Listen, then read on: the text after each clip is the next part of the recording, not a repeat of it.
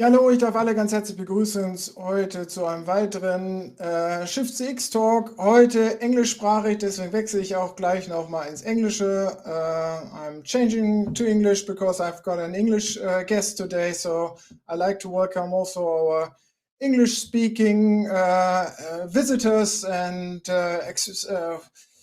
listeners today, and I'm very happy to have as guest in my weekly Shift CX talk that we're doing here in the context of our Shift CX platform. We're doing different events on the challenges of customer experience, the customer experience revolution.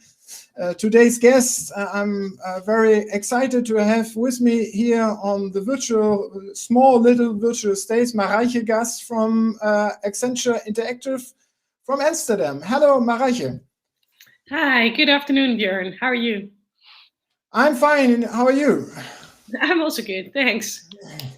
So you are Associate Director at Accenture Interactive in Amsterdam. You are already 10 years with Accenture Interactive. We've got to know last time once you have spoken at our Shift CX, one of our present events we have done in the past. Now it's already 1.5 years that we're doing just digital events, but you have been at one of our present events in Frankfurt. Already then we've talked a lot about customer journeys and how important it is for a digital experience.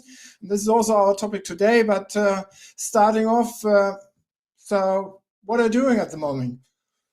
Yeah, thanks. Yeah, it was quite an experience to have live events and audiences back then.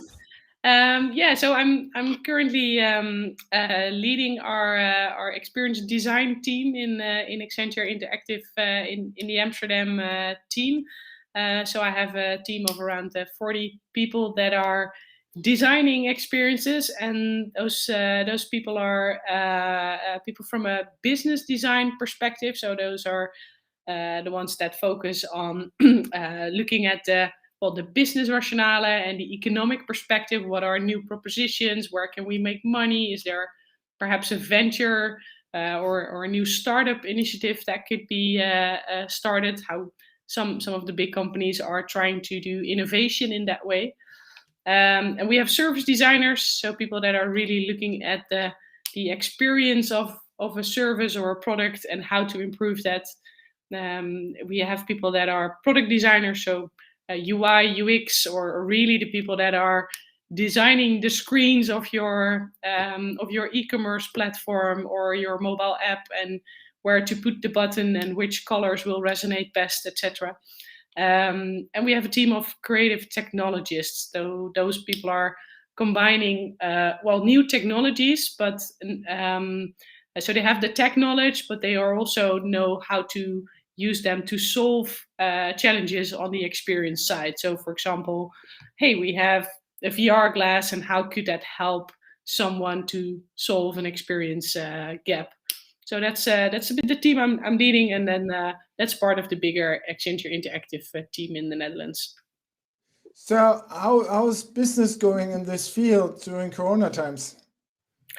Yeah, it's doing great because I think even more than ever, the digital experiences and the digital business, of course, which was already evolving, but now has come to a complete no-brainer for companies to invest in. So we're doing good. I think 1.5 years ago, companies were holding their breath a little bit to see where this was going. But then after summer, when it was known that this is going to take a while, then people started to invest in a lot of online and digital experiences, and also to match them with the real world experience still.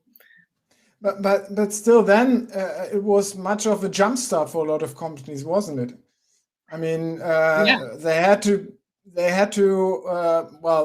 propose something out there that is really exciting and that is really fulfilling the needs and expectations that they had been fulfilled in the real world before. Now in a short-term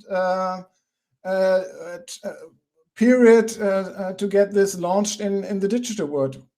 Exactly. Or were they really prepared for it, really, before? No. I think on the one hand, you had companies that were not digitalized at all, and they have, they were forced to look into it and to start it very quickly.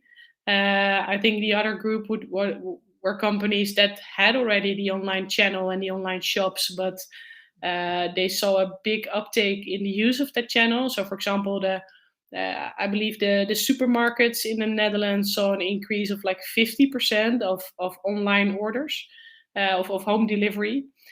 And I think there was room for new companies to start and for new initiatives that weren't even there before to take off and to do home deliveries or create digital events that were not there before and now are maybe already part of our life and not to go away anymore. I mean, the call for good experience and the call for good user experience especially is not new. We have been talking about this since years, certainly.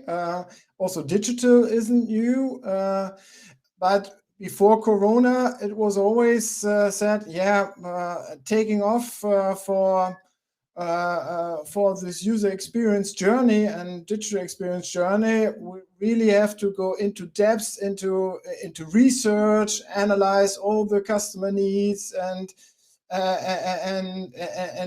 well, certainly find the right persona concept, customer journey mapping, and so as the groundwork for our strategy and project realizations. So how does this match with the jumpstart project that all the companies had to do last year? Yeah, I think like you're saying, it's not new, but it's still very difficult to do. And I think also COVID complicated it a bit because not only the companies needed to keep up, but also the customer preferences and what they liked and what they needed was even more changing. And even if you were doing a good job as a company to track all your data of your customers, that was immediately, well, kind of worthless because it changed so much. So that was is a huge challenge, and I think that's also where the companies that are doing well are continuously really connected to their customers and almost on a live basis can see, what are they doing, what are they, where's the data. They are well at capturing data and combining that with creativity to make that experience. Because, well, apart from COVID, the standards are of course really high. In the companies that we looked at that are doing great user experiences are now setting the standard, and we are almost there also to get to that standard. So that's the new platform that you should start from. So it's hard to keep up with that. And in addition to that, I think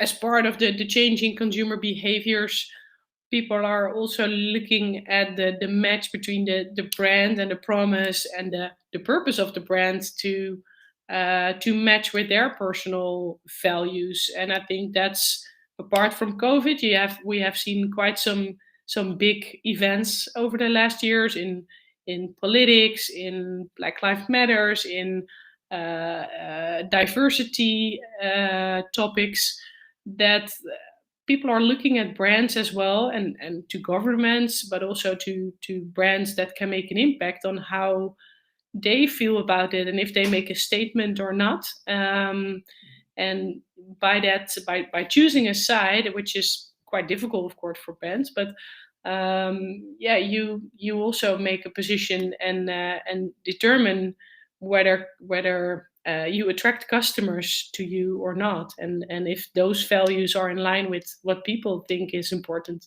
So it's challenging times. Challenging times, but how do you judge the results for the moment? So regarding the digital experience approaches of the companies, have they reached the expectations that are out there from the customer side, or are they still be challenged and still need to work more work on their approaches? Yeah, of course, there's always work to do. It can always be better, and especially with the non-Accenture Interactive customers. Companies. No, just joking. But yeah, I think we've seen some improvements, but yeah, it's still there are things that can be done much better, and yeah, as said, while the standards of the markets are growing, also our expectations as customers go up, and that's a bit the difficulty. For example, I was ordering myself last week some multiple items at I don't know, I don't think you have it in Germany, but let's say at like an Alibaba or an Amazon type of company. And I bought 3 items, and then they were messaging me like, okay, the item 1 will be delivered on Monday, the next on Tuesday, and the next on Wednesday. And I was like, this is crazy, right? It's I don't need them by those days specifically. It's just groceries, and I can have them all on Wednesday. That's fine by me, and it's much more sustainable if there's only one driver to my home to deliver it. So I was thinking, why does the company does not offer to me that I can choose the delivery date even a little bit later in order to receive all the items in one moment? And I think that would be an example of where we as consumers are also raising another level of requirements, whether at first we would be very excited that my first order would be there on Monday already. So that shift is continually going on. So, but for you and your projects that you're handling with, what are the key expectations that you want to fulfill on the customer side? So, and that are new at the moment.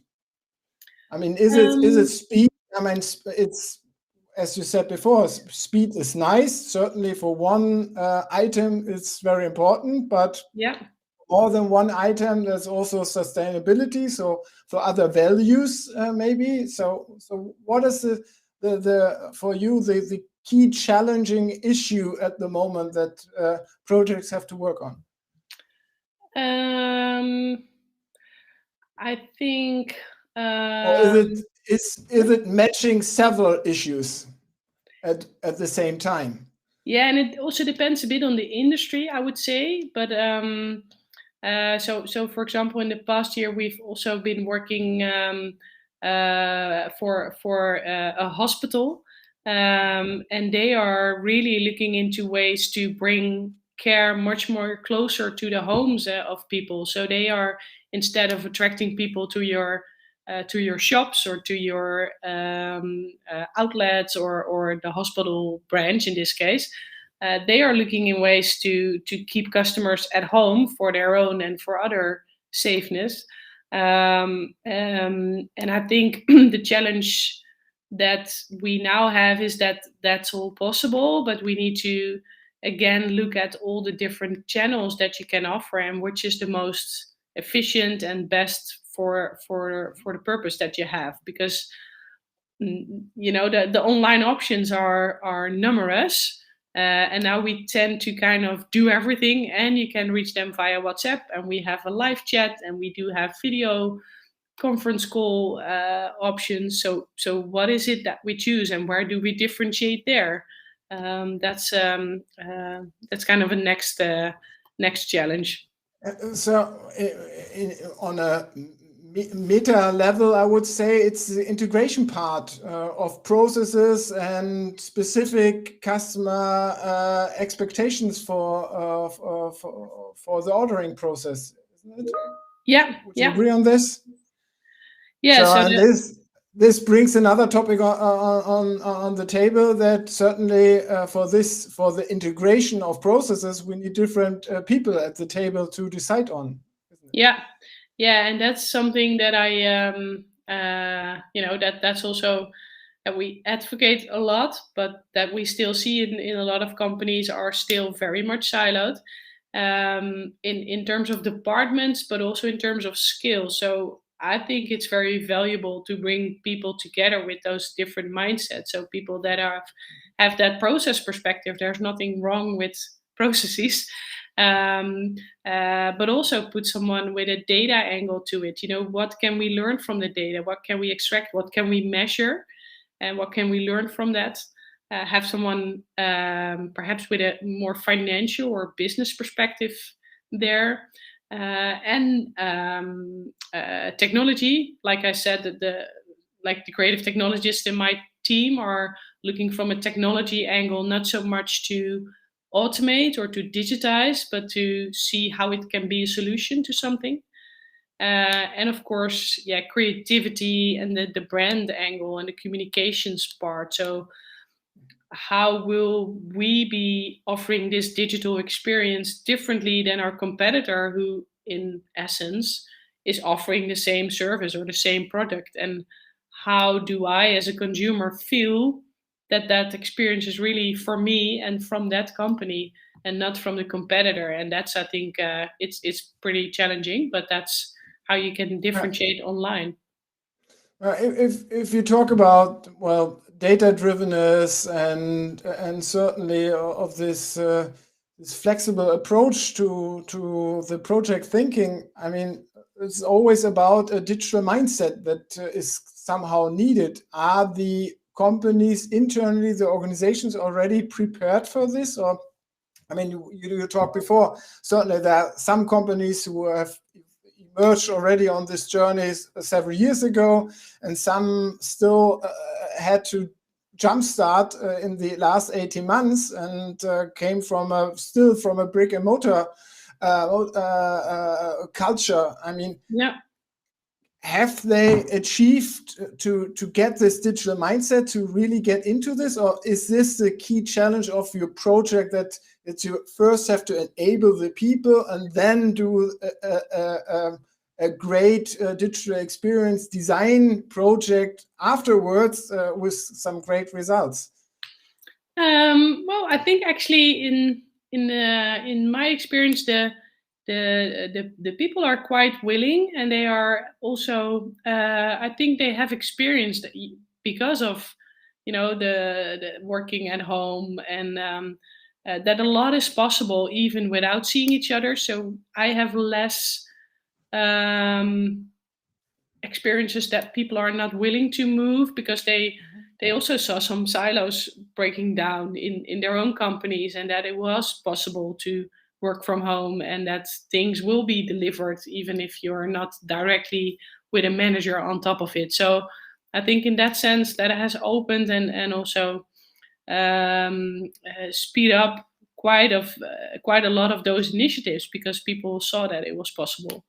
But the hard thing is to connect it all together, and maybe that's even a bit harder now, because, well, we all know you don't run into your colleague in the hallway anymore and say, oh, I'm working on this. So to bring all the data and all the projects together and all the initiatives, because most of the companies that we work with have the best intentions, and a lot of initiatives, they are just not connected, or not connected to the same customer experience vision. And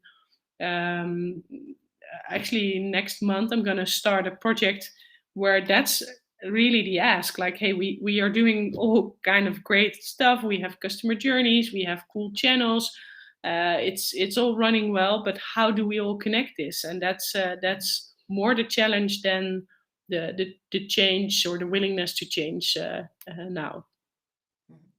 So in regards to approaches or project approaches, methodologies, what do you see is most important at the moment on how to set up those projects?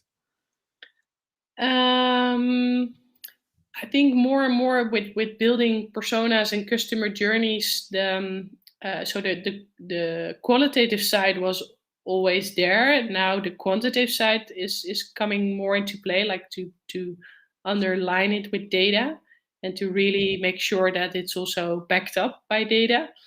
And to connect that, and I mentioned it before, to connect it to more the brand story and the purpose of it, and the moments of truth in a customer journey are driven by the expectations of the customer, but also by that brand message, and where do we make that difference, and how does it feel different when I book my flights at airline A versus airline B, because they both have an app in place, they both have the same functionality. So what's the difference for me as a customer, and how do I feel special? That's that's still what is it, the factor that makes a difference. And yeah, in our vision, it's really in the setup of the project is to involve those various disciplines, and to involve the data people, and the brand people, and the people that are much more from a technology perspective, because then that builds up. Taking into account the data perspective, is this just a one-time taking account of it, or is it a continuous approach in integrating data in the whole process of a continuous optimization of the projects? Because that's what I've saw in the past. Certainly there was this qualitative persona workshops, and it was sometimes even backed up with a one-time data analytics approach, so to verify what everybody has done, but then the design was done, the realization of the project was done, and then the optimization was not on a continuous level, but it's the data was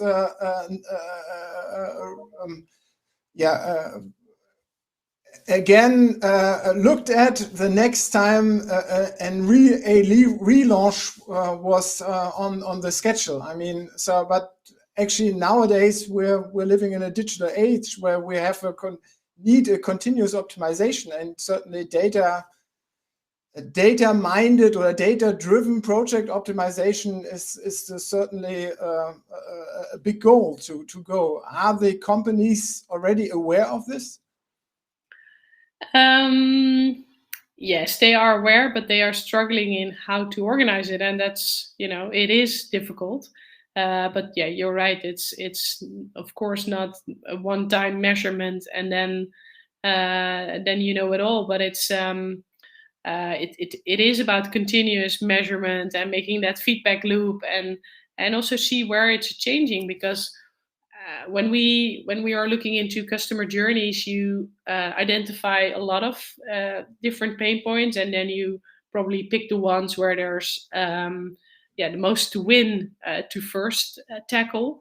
But when you've kind of solved it, then of course you want to measure if it's indeed solved, and also to identify what will be the new most important pain points and where then the value is. So only for that it's important to measure it. And of course online you can measure a lot, and that's also the difficulty, and it's I think we are a lot of marketeers and online marketeers have access to a lot of data and dashboards, but to make them actionable and to really make them also something that you can base a decision on, that's kind of the next step. And that's sometimes hard, because we can see how much likes an Instagram post got, but does that mean that you should do the same, or should you do then something different? Or Do we then not use Facebook anymore, but only use Instagram? And those are kind of the challenges that marketeers are put for, and it's the risk of having too much data. It's a next step to make it actionable. So you mentioned certainly the challenges to integrate this, this brand positioning and brand image into the digital experience process, but then also the data accountants into the design process. So what are your recommendations on how to set up a good digital experience design approach? So where do I start, and what should I do? Where to start? We always start with the research phase, really discovery, in which we really map the current situation, so the as is. We do interviews with stakeholders, with end users, with customers, and see so what is actually the situation, what is the current journey, where are pain points, what's going on. That's a qualitative research approach, isn't it? That's a qualitative research approach, yeah. And then, like I said, if possible, we try to also underline that with data and to bring in kind of the facts, so to say, and say, oh, we indeed see that that the customer, the contact center has been contacted about this topic multiple times, or we see based on our Google Analytics data that at that point in the ordering process, people drop off. So then you have a bit more fact-based customer journeys as well. So that's really the kind of the service design or the customer side angle. We typically also look into the competition and the market, like so what's going on at the direct competitors, but also at comparable companies or maybe totally different industries that we can learn from.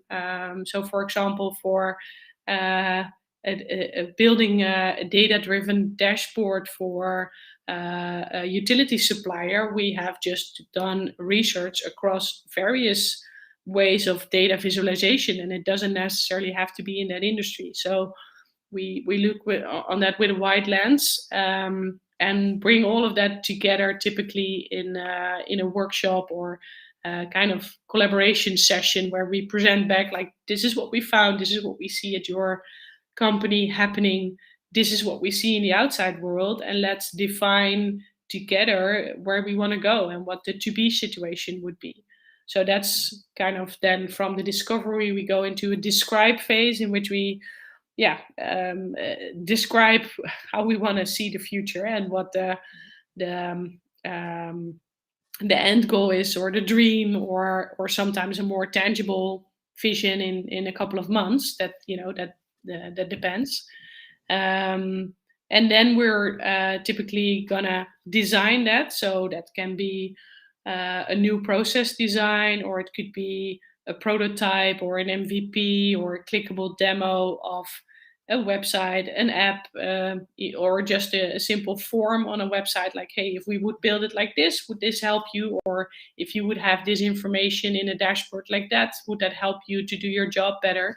Because it's not only the end customers, but often our target audience is also the people within companies, like employees.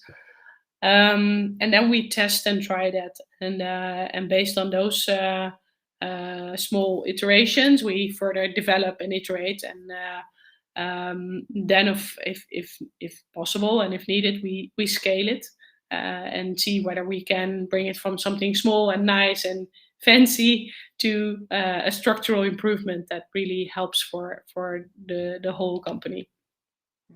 Well, this is a real approach where you really start on in the wilderness out there, so where nothing was done.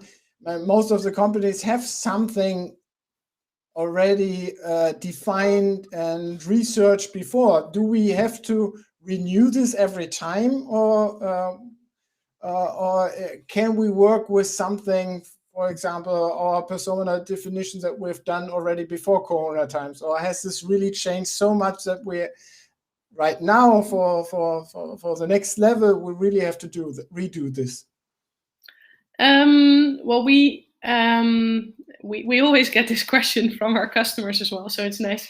It's yes and no, I would say. So of course we will use what's already there.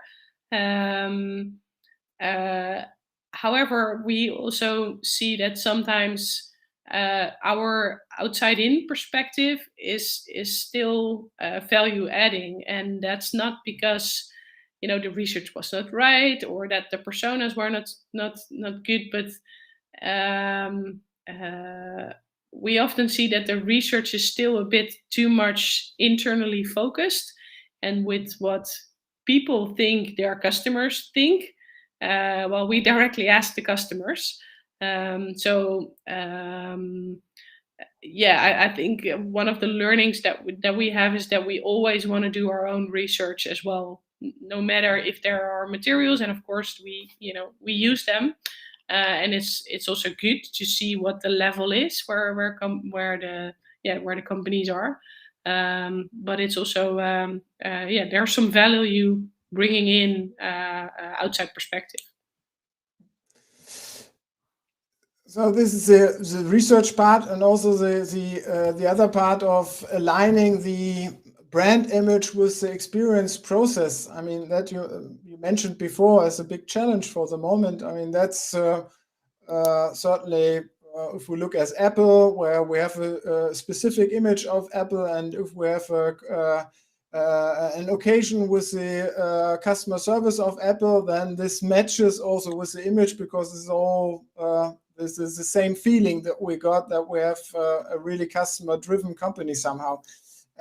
So this is the key part in for this brand experience, what we're always talking about. Are the companies already into this really? I mean, that's what I also agree on with you, that this is a big challenge and a big work to be done on the company sides at the moment, because there's much been thought about nice websites and also maybe nice technical processes, but getting the brand image and feeling into the process is not yet really realized. No, I think it's a new challenge, and it's not done that much yet. And it's also, in a lot of companies, we see that those departments are quite separated from each other. So we see marketing and communications, or customer contact and communications, or even digital product development or IT that's building website, etc., is not well connected to the communications and brand departments, and they mostly know the CI regulations and principles, but not what they have to transport as a feeling within the process, probably. Exactly. Right. They see each other as kind of suppliers, or the IT department will say, hey, dear communications department, give me the content that I should put on the website, but they're not thinking together how that website could bring an experience to the audience that they are trying to reach. So those are very different worlds, and it's you need to bridge them. So isn't this still characteristic for companies where digital is not yet in the core of the DNA of the companies, and digital is still seen as a additional channel that they're using? It depends a bit on the company. There are indeed still companies that are that are thinking like that, and there are others that are seeing the value of digital. But there are still not many CDOs in place, or CXOs. And if companies have them, that's great, because then it indicates that it's much more integrated and well valued. But it's still not a something that people are accountable for or targeted on. And even if in some companies, for example, you have the communications department, which handles still kind of the old school marketing and media, so the TV and the radio, and you have the digital department that is responsible for the online conversion.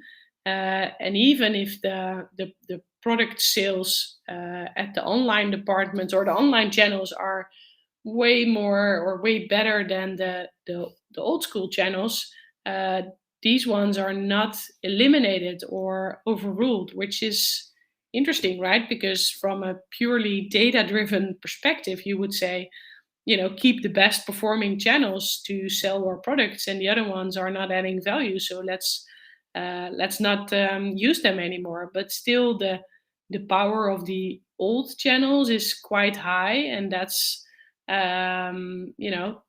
sometimes also a lot of politics within companies. So in this situation, can you and your team or any other external consultant really bring an impact to the change, or are you just working on if the company is convincing themselves and have developed, emerged into a new understanding, then you can deliver a more integrative approach to this. But if they are not, then you're just also playing the part as doing a nice job, but at the end you will not change the world. Yeah. Well, I would love to say that we are changing the world, but of course that's not always possible. I think what we like to do and where we book success is to show how it can be different, and by bringing those disciplines together to show how other companies are doing it, and that will help our clients to see how it can be done and what is possible. But of course, we are only impacting then the people that we are working with. But in some cases, we are indeed making that impact, multiple clients are saying, "Hey, you did this at Department A. We loved it, and we loved how you looked at it from a different perspective and how you brought us together." I think a lot of my work is also by bridging those gaps and by bringing people together. Apart from as you said, content. as you said before, doing this specific integration workshop then with different departments and different because those departments have sometimes never talked to each other, never seen each other, didn't realize on, if I do this part in the process, that will impact or is the input for someone else. And by just mapping that customer journey or mapping that process and see where the gaps are, a lot of understanding and collaboration is established. And that's, I think it's often not so explicit in the projects that we do, but it's in most cases the most successful factor and most change that we realize by just putting people together in a room, even in a virtual room, and making them understand how that full customer experience is determined by everyone in the company and by various departments, and that it's not just the people in the shops that are doing it or the brilliant marketeers that are making a new campaign, but that's a combined effort. And once companies realize that, then I think they are good on track. But it's not always the case, of course. Looking into the future of the next 6 to 12 months, what do you see in this field, in the evolution of this field? I hope that we can continue to build those great experience and make it to really connect those deep insights on what is the need, combined with the business perspective and the ever evolving possibilities of technologies, because that's continuously developing to make new experiences and new realities, and that really impact people's lives and make it easier, cheaper, better. And then that's more the purpose side of things. I see within our company, and also specifically in our teams and the people that work for us, and also work for, of course, for the companies that are working with us, that making that impact is quite important. People just don't want to work somewhere to sell more cans of beer or sell more phones or data bundles or whatsoever. They really want to make an impact on the world and make it a little bit better. So we are really changing from that profit mindset to a bit more purpose mindset. So I think that's something that we're gonna see even more in the future. Great, Marije. Thank you very much for taking your time with me this afternoon, and for being here at our little show. It was very interesting to have you and talk with you about these approaches. I think that's, as you said before, these are challenging times, and certainly there's a lot of changes in process at the moment, and we are all looking forward into the future for this. Thank you again. Thank you also for those who have following us this afternoon, who are watching this afterwards. Thank you for being here. Next week on Thursday, we have another Shift CX talk here again in German with Georg Blum. We're talking about CRM next week, and yes.